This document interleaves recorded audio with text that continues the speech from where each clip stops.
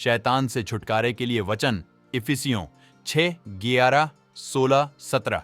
ये 11 परमेश्वर के सारे हथियार बांध लो कि तुम शैतान की युक्तियों के सामने खड़े रह सको।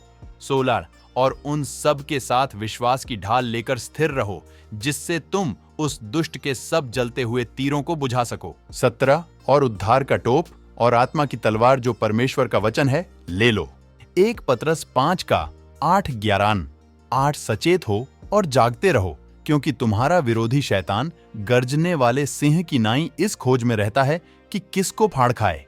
9 विश्वास में दृढ़ होकर और यह जानकर उसका सामना करो कि तुम्हारे भाई जो संसार में हैं ऐसे ही दुख भुगत रहे हैं।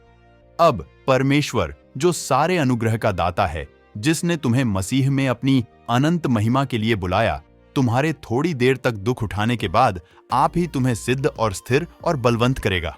11 उसी का साम्राज्य युगानुयुग रहे। आमीन। 1 यूहन्ना 4 कि 4 हे बालकों, तुम परमेश्वर के हो और तुमने उन पर जय पाई है, क्योंकि जो तुम में है वह उससे जो संसार में है बड़ा है।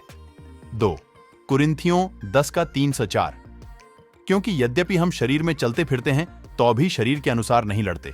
4 क्योंकि हमारी लड़ाई के हथियार शारीरिक नहीं, पर गढ़ों को ढा देने के लिए परमेश्वर के द्वारा सामर्थी है।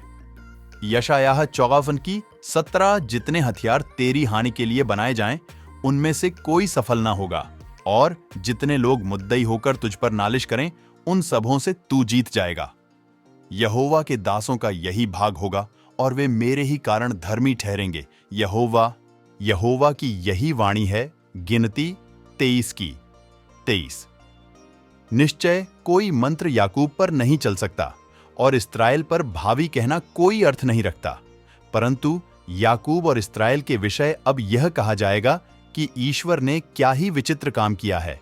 यशायाह 54:10-17। चाहे पहाड़ हट जाएं और पहाड़ियां टल जाएं, तो भी मेरी करुणा तुझ पर से कभी न हटेगी, और मेरी शांतिदायक वाचा न टलेगी। यहोवा जो तुझ पर दया करता है, उसका यही वचन है।